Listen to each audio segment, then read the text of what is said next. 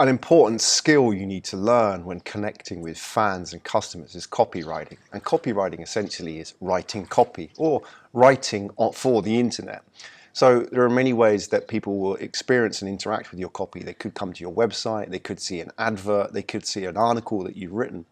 It's important that you know how to write for people and, importantly, write for your fans. Let's have a look at what copy is and how you should write it. The important thing is you've got to get into the head of your visitor. You've got to write for someone rather than anyone, and write like they want to hear rather than being the business owner. Talk to the person and not to the business. When writing copy, it's important to focus on good practices. Firstly, drop the royal we. You're not a we, you're a you, you're an I. People don't connect with we. When you write to people and say, we are doing this or we did that, people don't know who that we is. There's a mysterious character in the background that they've never heard of. There's a group of people that aren't part of this conversation.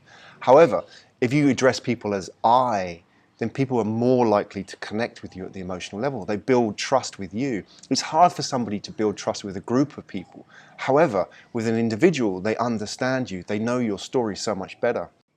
The second thing you should do when writing copy is be conversational.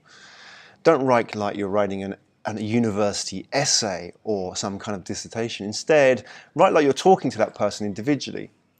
One useful tool that I use when writing is to actually visualize that specific person. Let's call them John, a friend of mine.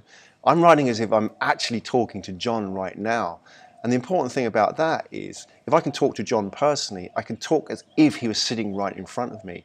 Now, you can do that as well. You can visualize that one person who could use your product or service, and you can think about them, the way that they think, their emotions, their pain points, and so on. So have that person in mind when you're actually writing that copy. The reaction that you want from John is this: wow, this is written just for me. It's like Graham's talking to me directly.